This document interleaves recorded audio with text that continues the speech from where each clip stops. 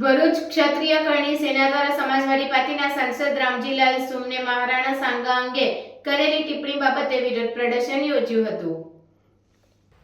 ઉત્તર પ્રદેશના સમાજવાદી પાર્ટીના સાંસદ રામજીલાલ સુમને પ્રતાપી રાજા મહારાણા સાંગા અંગે વિવાદિત નિવેદન આપ્યું હતું, જેનો ઠેર ઠેર વિરોધ થઈ રહ્યો છે। ત્યારે ભરૂચ ક્ષત્રિય કરણી સેના દ્વારા પણ વિરોધ પ્રદર્શન યોજાયું હતું। કરણી સેના દ્વારા સાંસદ રામજીલાલ સુમનનું પુતળું બાળવામાં આવ્યું હતું, સાથે ભારે સૂત્રોચ્ચાર પણ કરવામાં આવ્યા હતા।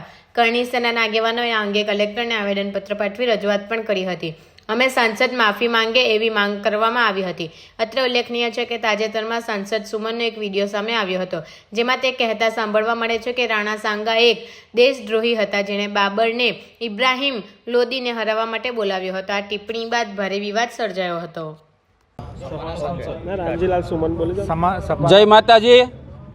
હું ભગતસિંહ ડોડિયા ક્ષત્રિય કરણી સેના પરિવાર પ્રદેશ ઉપાધ્યક્ષ તેમ રાષ્ટ્રીય ઉપાધ્યક્ષ તાજેતરમાં ઉત્તર પ્રદેશના સાંસદ એવા રામજીલાલ સુમનજી દ્વારા જે રીતના રાણા સાંગા અમારા મહારાણા વિશે જે અભદ્ર ટિપ્પણી કરવામાં આવી છે લોકસભામાં, એ નિંદનીય છે અને એ માફી નહીં માગે તો ક્ષત્રિય કરણી સેના પરિવાર એને એની ભાષામાં જવાબ આપશે।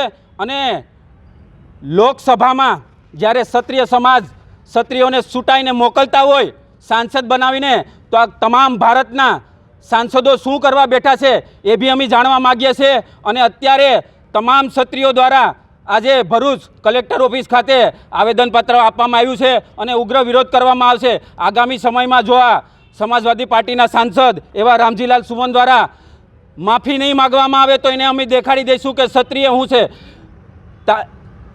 આપણા રાણા સાંગા દ્વારા જે તે ટાઈમે ક્ષત્રિય તેમજ હિન્દુત્વ માટે સૌથી વધારે યુદ્ધ કરવામાં આવ્યા અને મુગલ સામે એ સૌથી વધારે યુદ્ધ જીતેલા હતા, તો પણ આવી અભદ્ર ટિપ્પણી કરવા બાબત લાલજીલાલ સુમન માફી માગે। જય માતાજી, જય ભવાની।